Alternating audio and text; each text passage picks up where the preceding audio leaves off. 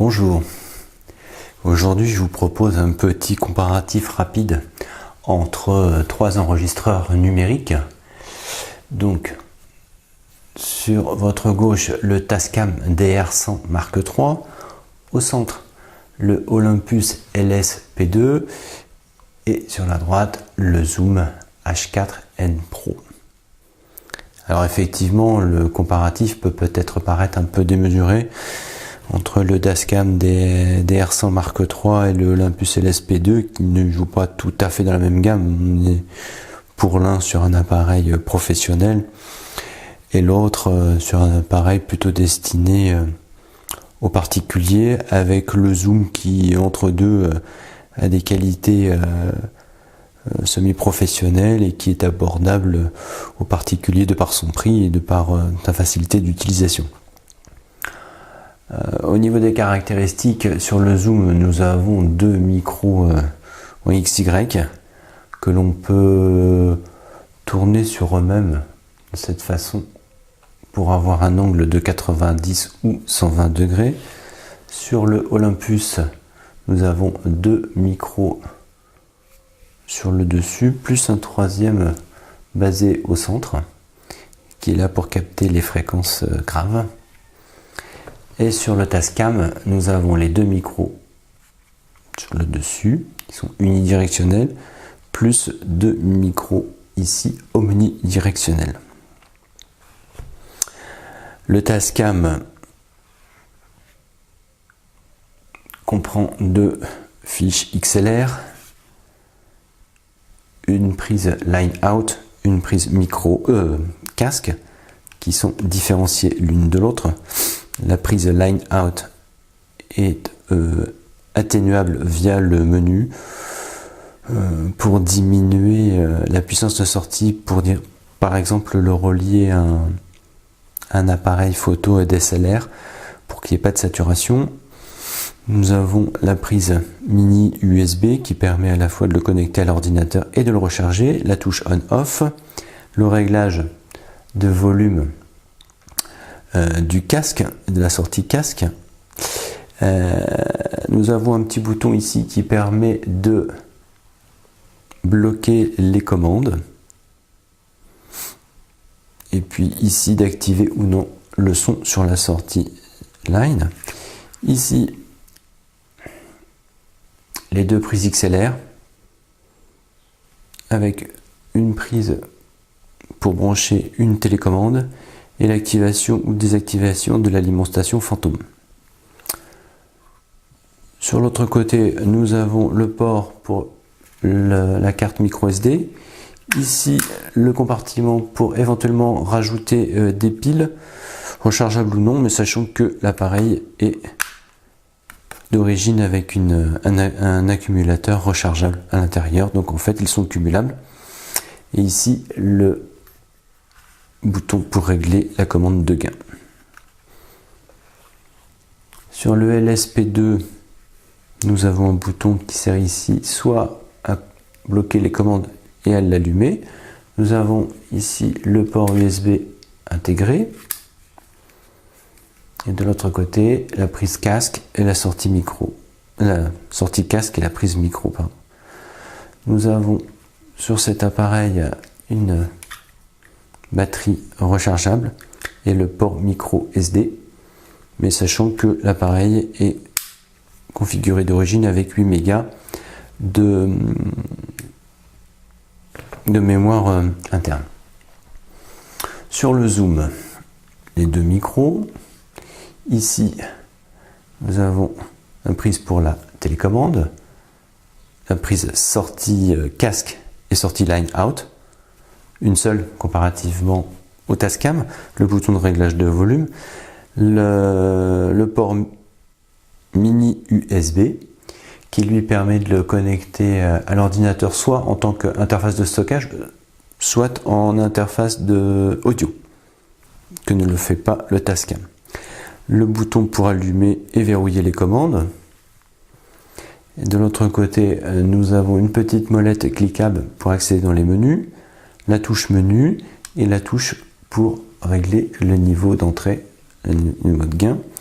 Ici, le compartiment pour la carte micro SD et le compartiment pour les piles. Ici, nous voyons qu'il y a un peu de vis, un quart de pouce qui permet de le monter directement sur les trépieds photo. Ici, nous avons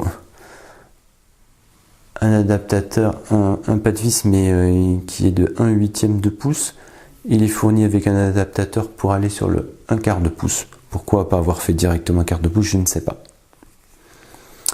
Et sur le Tascam, évidemment, un pas de vis aussi 1/4 de pouce, qui est mieux placé que sur le zoom, parce que lorsque le zoom est placé sur un appareil photo, il est, comment dirais-je, au milieu du zoom, ce qui fait qu'il y a toute cette partie derrière qui vient vous gêner en arrière de l'appareil photo, alors que ici tout l'avant de l'appareil va se trouver devant l'appareil photo, et en fait derrière on dégage pour avoir l'œilleton qui va être dégagé par rapport à la tête.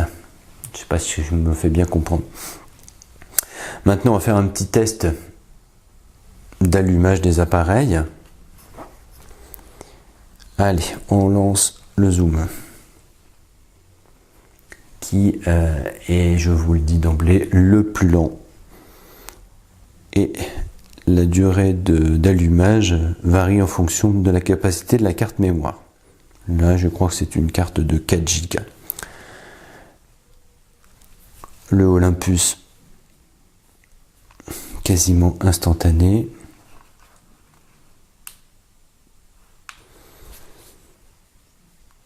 Et le Tascam, entre les deux. Donc là, on va lancer un enregistrement sur les trois. Donc un premier appui sur le bouton Record permet de voir le niveau de gain. Peut-être baisser un petit peu. Là, ils sont en auto-level, je pense. Et donc, hop, hop, hop. Donc comme on peut le voir, les trois ont un écran rétro-éclairé. Le plus grand, effectivement, celui du Tascam, où l'on retrouve toutes les indications dont on peut avoir besoin, quel est le micro utilisé, si on est en stéréo ou en monophonie, s'il y a un coupe passe-bas qui est activé ou pas. On voit ici les pictogrammes pour les batteries, donc la batterie interne, plus les batteries que l'on peut ajouter à côté, la durée d'enregistrement, évidemment les niveaux qui s'affichent, le répertoire dans lequel s'enregistre le fichier et les niveaux avec le contrôle du gain. Mais ici, il est en contrôle automatique. Sur les boutons ici, donc vous avez les boutons classiques, avance rapide, retour rapide, stop, play, pause, record, bouton menu, un bouton physique pour le limiteur. Pardon. Ici, vous avez un bouton micpad qui permet l'atténuation de gain sur les entrées micro XLR. Et puis là, pour régler indépendamment, si on le désire, l'entrée, lorsqu'on est en stéréo, de régler différemment les contrôles de gain sur l'entrée de droite, soit sur l'entrée de gauche. Ici, une roue crantée qui permet de défiler dans les menus et d'appuyer. Sur le Olympus, un petit peu plus simple, hein. L'avantage, c'est qu'on a un accès direct avec sur toutes les pistes en appuyant sur liste. On a une touche physique aussi pour effacer. Bouton menu, après stop, pause, play, et puis une roue, enfin c'est pas une roue puisqu'en fait c'était un rond mais cliquable sur les côtés. Sur le zoom, on a une interface un petit peu plus simple. Record, arrêt, avance rapide, play. Ici, la différence des autres, c'est qu'effectivement, on peut enregistrer à la fois sur les micros qui sont intégrés, mais aussi sur les prises XLR en même temps. Ce qui fait qu'on peut avoir une entrée ici, plus 2 autres ici, donc ce qui fait 3, voire 4 si on compte les deux de la stéréo. Donc effectivement, là, on peut choisir par l'intermédiaire de ces boutons-là, à partir de quel micro on veut enregistrer. Micro intégré sur l'entrée XLR1, l'entrée XLR2. Alors qu'ici, on enregistre soit sur les micros intégrés, soit sur les prises XLR, mais pas les deux. Voilà, donc là, j'ai enregistré sur les 3 appareils en même temps. Lors du montage, je vous ferai écouter différemment le Tascam, le Olympus et le H4N Pro, sachant qu'ici, j'enregistre par l'intermédiaire de ma caméra Panasonic G9 avec un micro cravate directement branché dessus. On verra s'il y a une différence de son ou pas.